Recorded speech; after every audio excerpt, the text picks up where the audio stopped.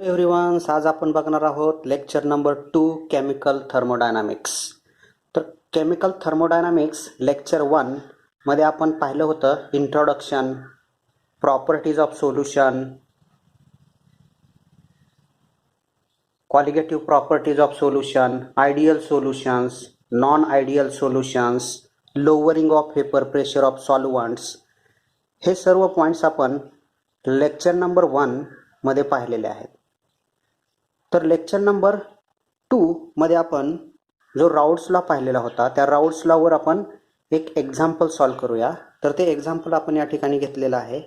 At 298 kelvin the vapour pressure of an aqueous solution containing 68.25 into 10⁻³ kg of cane sugar in 1018 into 10⁻³ kg of water was found to be 28.25 Pascal pressure. The vapor pressure of water at 298 Kelvin was found to be 28.35 Pascal pressure. Calculate the molecular weight of cane sugar. तर आपल्याला या ठिकाणी काय करायचं आहे? Calculate the molecular weight of cane sugar. बरोबर. म्हणजेच काय, थोडक्यात काय, आपण हा बिकर घेतलेला आहे. बिकर घेतलेला आहे आणि ह्या बिकर मध्ये आपण हे वॉटर सोल्युशन घेतलेलं आहे. आणि या ठिकाणी आपण काय करूया, आता या ठिकाणी एक लीड ठेवलेला आहे. लीड ठेवल्यानंतर काय होणार, हे वॉटर कसलं आहे, लो व्होलाटाईल सॉल्व्हंट आहे. त्यामुळे हे काय करणार, या ठिकाणी याच्या वेपर्स तयार होतील आणि ह्या वेपर्स काय करतील, exert pressure on the surface of water. म्हणजेच त्यांचा काय प्रेशर असणार आहे, म्हणजे वॉटर हे काय आहे, सॉल्व्हंट आहे. आणि त्याचा प्रेशर काय दिलेला आहे आपल्याला, सॉल्व्हंटचा pressure P0 is equal to 28.35 pascal एवढा दिलेला आहे. बरोबर. त्यानंतर आपण याच्यामध्ये काय करतोय, इन ॲडिशन टू याच्यामध्ये काय करतोय, लीड काढून याच्यामध्ये in addition to non volatile solute. Non volatile solute कोणतं आहे आपलं, केन शुगर. तर केन शुगर टाकल्यानंतर या ठिकाणी नॉन व्होलाटाईल सोल्यूट आणि हे जे सॉल्व्हंट आहे H2O, या दोन्हीचे मिळून तयार काय झाले या ठिकाणी, सोल्युशन. म्हणजे या ठिकाणी आता आपण हे टाकलेलं काय आहे, सोल्यूट आहे. आणि हे सोल्यूट म्हणजे काय, या ठिकाणी केन शुगर आहे. केन शुगर, त्यामुळे काय होणार, ज्यावेळेस सोल्युशन तयार होतं त्यावेळेस जो वेपर प्रेशर आहे तो वेपर प्रेशर काय होतो, कमी होतो. तो आपण relative lowering of vapour pressure, experimental determination of static method and dynamic method यामध्ये तो पाहणार आहे. तर सोल्युशनचा जो प्रेशर आहे त्याला आपण P म्हणलेला आहे. सोल्युशनचा प्रेशर P म्हटलेलो आहे. आणि तो प्रेशर किती दिलेला आहे या ठिकाणी, 28.25 पास्कल एवढा दिलेला आहे. म्हणजे प्रेशर आपल्याला या ठिकाणी समजलेला आहे. बरोबर. म्हणजे केन शुगर हा सोल्यूट आहे आणि H2 हा सॉल्व्हंट आहे. या ठिकाणी आपल्याला दोन्ही प्रेशर दिलेले आहेत. त्यानंतर बघा आणखीन याच्यामध्ये काय दिलेलं आहे आपल्याला, vapour pressure of aqueous solution containing. आता याच्यामध्ये मॉलिक्युलर वेट दिलेला आहे. बरोबर. The molecular weight of solute म्हणजे W2. टू कन्सेप्ट आपण सोल्यूटसाठी वापरतो. Molecular weight of solute W2 is equal to किती व्हॅल्यू दिलेली आहे, 68.25 इंटू 10⁻³ kg एवढा दिलेला आहे. बरोबर. त्यानंतर W1 म्हणजे काय, वेट ऑफ सॉल्व्हंट. W1 म्हणजेच काय, वेट ऑफ सॉल्व्हंट या ठिकाणी दिलेला आहे. वेट ऑफ सॉल्व्हंट म्हणजे weight of water is equal to 1018 into 10⁻³ kg एवढा दिलेला आहे. बरोबर. कुठं आहे, या ठिकाणी दिलेला आहे, तो हा वॉटरचा दिलेला आहे. तर आपल्याला M1 म्हणजेच काय, molecular weight of H2O. H2O म्हणजे ऑक्सिजन 16 मास आहे, याचं 16 आणि ह्या +8 16 + 2 हायड्रोजन म्हणजेच 18. म्हणजे 18 हे ह्याचं मॉलिक्युलर वेट आहे वॉटरचं. बरोबर. वॉटरचं मॉलिक्युलर किती आहे, 18 आहे. आणि हे आपण जर आपण kg पर, हे ग्राममध्ये आहे, ग्राम पर मोलमध्ये आहे. 10⁻³ kg पर मोलमध्ये होईल. हे काय होईल? kg पर मोलमध्ये होईल. -3 केल्यानंतर ते kg पर मोलमध्ये होईल. म्हणजे आपल्याला जर मॉलिक्युलर वेट काढायचं असेल, जर आपल्याला मॉलिक्युलर वेट कोणाचं काढायचं आहे? मॉलिक्युलर वेट कोणाचं काढायचं या ठिकाणी? M2 is equal to question mark. M2 is equal to question mark. तर आपल्याला molecular weight of cane sugar, calculate the molecular weight of cane sugar काढायचे. तर according to Raoult's law, the molecular weight formula M2 is equal to W2M1 upon W1 P0 upon P0 minus P. हा formula आपण Raoult's law मध्ये calculate केलेला आहे. तर याच्यामध्ये आपल्याला सगळे व्हॅल्यू माहित आहेत. तर आपण याचं मॉलिक्युलर केन शुगरचं मॉलिक्युलर वेट हे इझिली कॅल्क्युलेट करू शकतो. W2 ची व्हॅल्यू किती आहे या ठिकाणी? 68.25 इंटू 10⁻³ M1 किती आहे या ठिकाणी? M1 या ठिकाणी दिलेला आहे 18.10⁻³ डिवायडेड बाय W1 किती दिलेला आहे या ठिकाणी? 1018 into 10⁻³ into pressure of solvent किती आहे या ठिकाणी? प्रेशर ऑफ सॉल्वंट 28.35 मायनस 28.25 बरोबर, हा ह्याचा दिलेला आहे. तर या ठिकाणी आपण सगळे व्हॅल्यू या ठिकाणी ठेवलेले आहेत. याच्यातले 10⁻³ एक गेट कॅन्सल होईल. तर molecular weight of solute is equal to 68.25 into 18 upon 1018. आता या ठिकाणी काय येणार बघा? Into 28.35 divided by 0.10. याचं सबस्ट्रॅक्शन 0.10 येईल. 0.10 येईल. तर मॉलिक्युलर वेट आणि 10⁻³ या ठिकाणी काय आहे ते आपण या ठिकाणी लिहूया. हा जर पूर्ण फॅक्टर आपण जर ही टर्म्स पूर्ण जर सॉल्व केली, ही टर्म पूर्ण सॉल्व केली म्हणजे is equal to 68.25 into 28.35 divided by 1018 into 0.10. ही पूर्ण टर्म्स आपण जर कॅल्क्युलेट केली तर molecular weight of cane sugar is equal to 340 into 10⁻³ kg per mole. kg per मोल एवढं आपलं याचं काय येईल? कॅल्क्युलेशन येईल. M2 म्हणजेच काय? Molecular weight of cane sugar. Molecular weight of cane sugar. तर या ठिकाणी आपण molecular weight of cane sugar हे कॅल्क्युलेट केलेलं आहे by using Raoult's law. Raoult's law सगळ्याला माहित आहे. राउल्स लॉ काय आहे? Relative lowering of vapour pressures of a solvent in addition to non volatile solute is equal to mole fraction of solute हा आहे. आणि या मॉलिक्युलर वेटचा आपला फॉर्म्युला आहे. आपण कशा पद्धतीनं हे एक्झाम्पल सॉल्व केलेलं आहे. तर हे तुम्हाला तर हे एक्झाम्पल तुम्हाला समजलं असेल. तर नेक्स्ट पॉईंट आहे आपला experimental measurement of vapour pressure lowering. त्याच्यामध्ये 2 मेथड्स आहेत, स्टॅटिक मेथड्स आणि डायनामिक्स मेथड, ते पाहणार आहोत. Experimental measurement of vapour pressure lowering. Number 1 method आहे याच्यामध्ये statics method and number 2 methods आहे dynamics method. In this method the differential manometer consists of U-tube containing a liquid. आता हे जे लिक्विड म्हणजेच काय? सॉल्वंट आपण या ठिकाणी घेतलेलं आहे. Having a low volatile. आणि ते कसं आहे? लो व्होलाटाईल आहे. ते लिक्विड कसं आहे? लो व्होलाटाईल आहे. आणि याची डेन्सिटी पण कशी आहे? लो डेन्सिटी आहे. डेन्सिटी पण कशी आहे? लो डेन्सिटी आहे.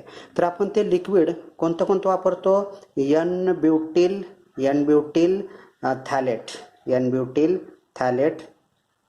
त्यानंतर बीटा ब्रोमो नॅफ्थिलिन वापरतो. H2O वापरतो. त्यानंतर C2H5 इथेनॉल वापरतो. त्यानंतर मिथेनॉल वापरतो. बरोबर, टोलून वापरतो. हे लिक्विड्स आपण सॉल्वंट म्हणून आपण या ठिकाणी यूज करतो. तर ह्या लिक्विडचा का आपण सॉल्वंट म्हणून यूज करतो?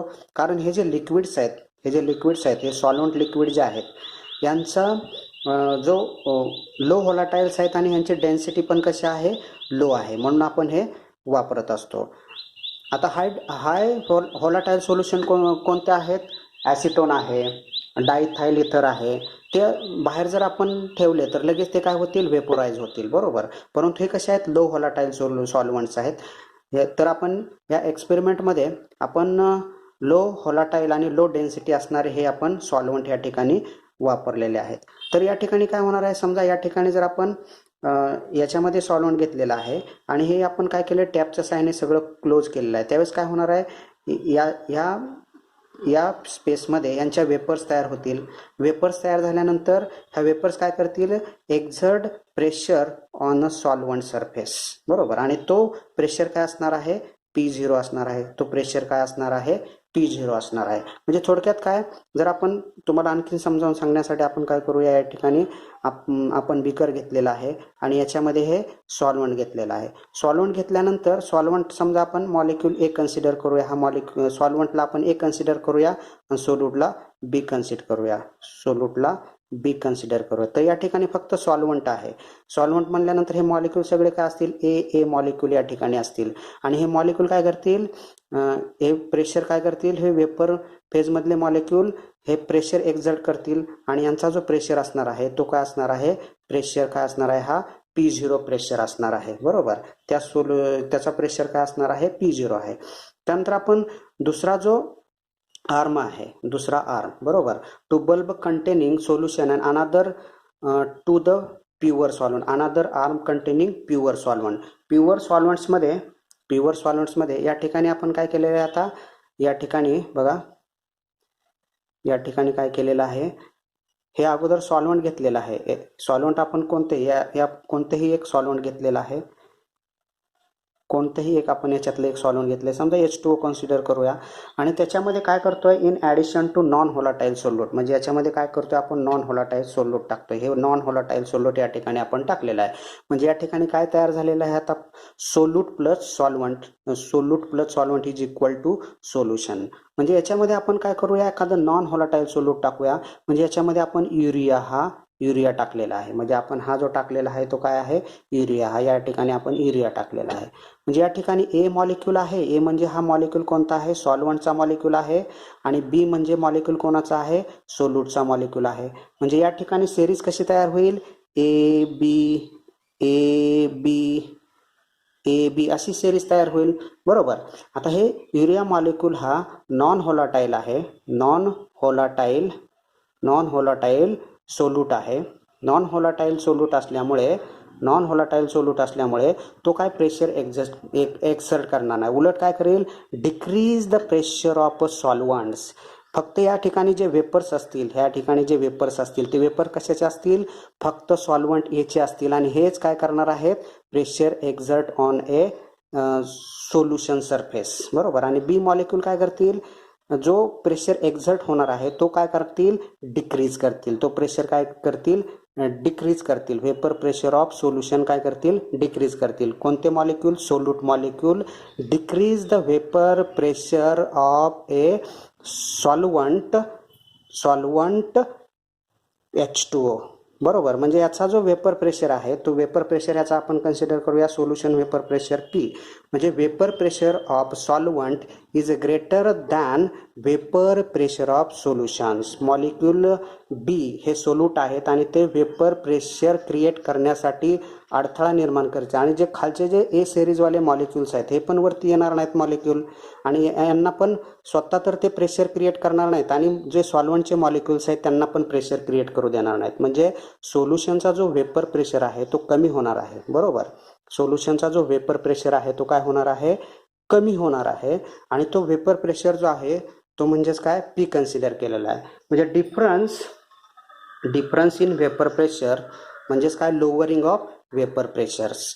म्हणजे द टॅप्स T1 आणि T2 हे जर ओपन केले आणि याच्यामधले जर आपण जे काय एअर्स आहे ती बाहेर काढून टाकली तर काय होणार आहे, जो काय त्यांच्यामधला जो प्रेशर क्रिएट होणार आहे तर त्यांच्यामध्ये हा डिफरन्स येणार आहे आणि हा डिफरन्स आलेला आपण टेलिस्कोपच्या सहाय्याने आपण ऑब्झर्व करणार आहोत आणि this gives the difference between the vapour pressure of pure solvent and the solution is vapor pressure lowering, is vapor pressure lowering. Difference between म्हणजेच काय असणार, lowering of vapor pressure, lowering is equal to P0 minus P, vapor pressure of solvent minus vapor pressure of solution. ते आपण या ठिकाणी टेलिस्कोपच्या सहाय्याने use करू शकतो. तर ही एकदम सिंपल मेथड आहे, याच्यामध्ये बेसिक पॉइंट म्हणजे काय, तर vapour pressure of solvent is greater than that of vapor pressure of solution. The vapor pressure of a solution decreases because the addition of non-volatile solute, and the non-volatile solute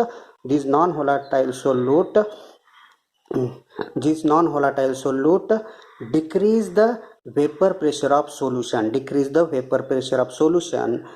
and in solvent only present molecule A, solvent molecule increases the vapor pressure of, हे सगळे molecules कसे आहेत, हे सर्व molecule कसे आहेत, सॉल्वंटचे molecules आहेत, आणि ते मॉलिक्युल काय करतील, वेपर प्रेशर मात्र क्रिएट करतील. याच्यामध्ये जो वेपर प्रेशर आहे तो काय होणार आहे, इन्क्रीज होणार आहे, आणि याच्यामधला जो वेपर प्रेशर काय होणार आहे, डिक्रीज होणार आहे. कशामुळे डिक्रीज होईल, due to addition of non volatile solute. तर हा पॉईंट तुम्हाला समजला असेल. तर आपण नेक्स्ट पॉईंट बघूया, dynamic method. Wostward-Walker methods. The dynamics methods are easier to handle. In Wostward-Walker's methods, a stream of air is first passed through the series of bulb containing the solution. It becomes saturated up to vapor pressure of a solution vapor pressure P. The actual loss of vapor pressure from the bulb is obtained by weighing them after and before the air has been passed through them. The loss in mass of solution is proportional to vapor pressure of solution. Therefore, the loss in a mass of solution, delta W1, is proportional to pressure P. P means pressure of solutions. The point number 1. तर point number 1 मध्ये आपण पाहत आहोत. तर firstly आपण काय करतोय, air pass करतोय सोल्युशनमध्ये एअर पास झाल्यानंतर या ठिकाणचं जे अमाऊंट आहे, सोल्युशनचा अमाऊंट काय होणार आहे, लॉस होणार आहे. Loss in mass of solution is proportional to pressure of a solutions. The air is next passed through the series of bulb previously weighed and containing the pure solvents. Since the vapor pressure of pure solvent P0 is greater than that of vapor pressure of solution P, then the loss in a mass of solvent delta W2 is proportional to vapor pressure of solvent minus vapor pressure of solutions. त्यानंतर dry air ही solvent बल्बमध्ये येणार आहे, आणि solvent बल्बमध्ये आल्यानंतर या ठिकाणचा amount काय होणार आहे, कमी होणार आहे. ते अमाऊंट कमी होणार म्हणजेच ते कसं असणार आहे, loss in a mass delta W2 is proportional to P0 minus P, म्हणजेच vapour pressure of solvent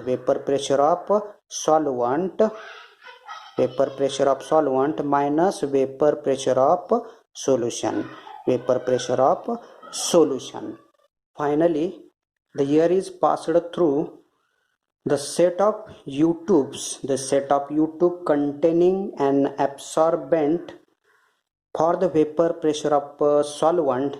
Example, anhydrous calcium chloride is used if water is a solvent. The increase in mass of U-tube is determined. It gives the total loss of mass, solution and solvent. This loss in mass delta W1 plus delta W2 and increase the mass of CaCl2 tubes. Increase the mass of CaCl2 tubes means gain of mass of CaCl2 tubes. Therefore P0 minus P upon P0 is equal to delta W2 upon delta W1 plus delta W2 is equal to loss in mass of solvents upon gain in a mass of CaCl2 tubes. तर त्यानंतर ह्या solutions आणि सॉल्व्हंट्स मधलं जे amount आहे ते कमी होणार आहे आणि जे कमी झालेलं अमाऊंट आहे ते CaCl2 ट्यूब्स मध्ये ते अमाऊंट्स काय होणार आहेत या ठिकाणी येणार आहे. म्हणजेच CaCl2चं जे अमाऊंट आहे ते इन्क्रीज होणार आहे. ते इन्क्रीज झाल्यामुळं त्या ठिकाणी त्याचं मास पण काय होणार आहे इन्क्रीज होणार आहे. म्हणजेच जे काय loss of mass of solutions and solvents and gain of mass of CaCl2 याच्या सहाय्याने आपण काय करू शकतो लोअरिंग ऑफ वेपर प्रेशर हा सोल्युशनचा आणि सॉल्व्हंटचा हा इझिली कॅल्क्युलेट करू शकतो. तर त्या ठिकाणी आपला फॉर्म्युला आहे P0 minus P upon P0 is equal to delta W2 upon delta W1 plus delta W2 is equal to delta W2 means loss in mass of solvents. फक्त यामध्ये सॉल्व्हंटचंच मास लॉस होणार आहे. सोल्युशन जरी असेल तरी त्या सोल्युशन्समध्ये non volatile solute आहे त्यामुळे त्या सोल्यूटचं मास हे डिक्रीज होणार नाही. फक्त लॉस मास फक्त कशाचं होणार आहे तर सॉल्व्हंटचं होणार आहे. म्हणजे delta W2 means loss in mass of solvents. आणि त्यानंतर काय होणार आहे gain in mass of divided by gain in mass of CaCl2 tubes. आणि या CaCl2चं मास अमाऊंट काय होणार आहे इन्क्रीज होणार आहे. म्हणजेच आपण ह्या फॉर्म्युल्याच्या सहाय्याने आपण लोअरिंग ऑफ वेपर प्रेशर हा इझिली कॅल्क्युलेट करू शकतो. Experimental measurement of vapour pressure lowering याच्यामध्ये आपण स्टॅटिक आणि डायनामिक मेथड्स पाहिलेल्या आहेत. तर त्याच्यावरचं एक एक्झाम्पल आपण बघूया कॅल्क्युलेशन ऑफ मॉलिक्युलर वेट. तर याच्यामध्ये कॅल्क्युलेशन काय करणार आहे मॉलिक्युलर वेट हे एक्झाम्पल आपण हे बघूया. The vapour pressure of H2O at 298 is 17.540 mmHg and the vapor pressure of solutions of 0.10824 kg of non-volatile solute in 1 kg of water at the same temperature is a 17.354 mmHg pressure. Calculate the molecular weight of solute. M2 is equal to question marks. तर आपण सुरुवातीला solvent घेऊया. Solvent कोणता आहे याच्यामध्ये solvent हा H2O solvent या ठिकाणी घेतलेला आहे. वॉटर हा सॉल्व्हंट घेतलेला आहे. आणि सॉल्व्हंटचा जो प्रेशर असतो तो प्रेशर काय असतो सॉल्व्हंटचा प्रेशर हा P0 असतो. आणि या ठिकाणी प्रेशर आपल्याला दिलेला आहे 17.540 mmHg या ठिकाणी दिलेला आहे. बरोबर. हा प्रेशर कशाचा आहे सॉल्व्हंटचा आहे. तर याचं कन्व्हर्जन आपल्याला न्यूटन पर मीटर मध्ये करायचं. तर कसं करणार 17.540 into 1.013 into 10⁵ upon 760 is equal to हे पूर्ण टर्म कॅल्क्युलेट केल्यानंतर आपल्याला व्हॅल्यू मिळेल 2.337 into 10⁻³ newton per metre square. The vapour pressure of pure solvents. In addition to non volatile solute याच्यामध्ये जर आपण नॉन व्होलाटाईल सोल्यूट म्हणजेच non volatile solute plus solvent is equal to solution. The vapour pressure of solution P is equal to या ठिकाणी non volatile solute add केलेला आहे. तर या ठिकाणी आता काय तयार झालेलं आहे सोल्युशन तयार झालेलं आहे. The vapour pressure of solution P is equal to या ठिकाणी दिलेला आहे 17.354 mmHg एवढा दिलेला आहे. बरोबर. तर हा जो प्रेशर आहे याचं conversion newton per metre square मध्ये करायचं. 17.354 into 1.013 into 10⁵ upon 760 is equal ही पूर्ण टर्म सॉल्व केली आपण कॅल्क्युलेटरच्या साह्याने, तर त्याची व्हॅल्यू येईल 2.313 into 10⁻³ newton per metre square. हा प्रेशर कशाचा झाला, सोल्युशनचा प्रेशर आपण या ठिकाणी आपल्याला मिळालेला आहे. त्यानंतर weight of solute W2 W2 is equal to value या ठिकाणी दिलेली आहे आपल्याला 0.10824 kg एवढी दिलेली आहे, बरोबर. त्यानंतर आपल्याला या ठिकाणी आणखीन weight of solvent W1 is equal to किती दिले आहे, 1 kg दिलेला आहे, 1 kg या ठिकाणी दिलेला आहे, बरोबर. तर molecular weight of solvent means H2O solvent याचं 16 आणि +2 is equal to 18 means 18 into 10⁻³ kg per mole. 18 फक्त कशामध्ये येतं, ग्राम पर 18 काय ग्राम पर मोल मध्ये आहे. त्याचं कन्वर्जन आपण हे kg पर मोल मध्ये केल्यानंतर 18 इंटू 10⁻³ kg पर मोल येईल. तर आपल्याला मॉलिक्युलर वेट काढण्यासाठी सर्व व्हॅल्यू माहीत झाल्या. The molecular weight of solute is equal to W2 weight of solute into molecular weight of solvent upon weight of solvent into pressure of pure solvent minus pressure of solutions. तर या ठिकाणी सर्व value माहित आहेत, त्या value या ठिकाणी ठेवूया. वेट किती दिलेलं आहे या ठिकाणी, weight of solute 0.10824 into M1 ची व्हॅल्यू या ठिकाणी दिलेली आहे 18 इंटू 10⁻³ डिवायडेड बाय W1 ची व्हॅल्यू या ठिकाणी 1 आहे, 1 kg आहे, इंटू प्रेशर या ठिकाणी P0 या ठिकाणी दिलेला आहे 2.337 इंटू 10⁻³ 10⁻³ किती आहे, 3 आहे, डिवायडेड बाय 2.337 minus 2.313 इंटू 10⁻³ तर या ठिकाणी आपण ही पूर्ण जर टर्म सॉल्व केली 0.10824 into 18 into 10⁻³ into 2.337 into 10⁻³ divided by 2.337 minus 2.313 into 10⁻³ into 10⁻³ ही जर पूर्ण टर्म्स आपण जर सॉल्व केली तर या ठिकाणी मॉलिक्युलर वेट ऑफ सोल्यूट आपल्याला कॅल्क्युलेट होईल.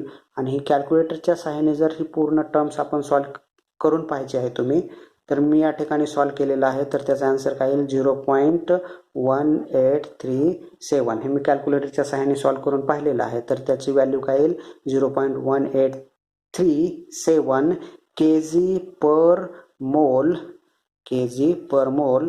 तर हे आन्सर कशाचं आलेलं आहे, molecular weight of non volatile solute M2 is equal to 0.1837 kg per मोल.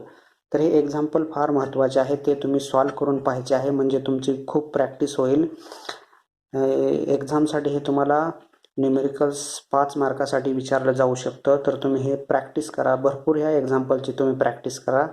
आणि शेवटी काय, याच्यामध्ये सगळे व्हॅल्यू अशा तुम्हाला दिलेले असणार आहेत, फक्त व्हॅल्यू चेंज असतील आणि टाईप हाच असणार आहे. टाईप या प्रकारचेच एक्झाम्पल्स असणार आहेत मॉलिक्युलर वेट काढण्यासाठी वगैरे. तर कन्वर्जन याच्यामध्ये फार महत्त्वाचे आहेत, कन्वर्जनकडे पण तुम्ही व्यवस्थित लक्ष द्या. आणि हे लेक्चर नंबर 2 केमिकल थर्मोडायनामिक्स आपण या ठिकाणी स्टॉप करूया. थँक्यू.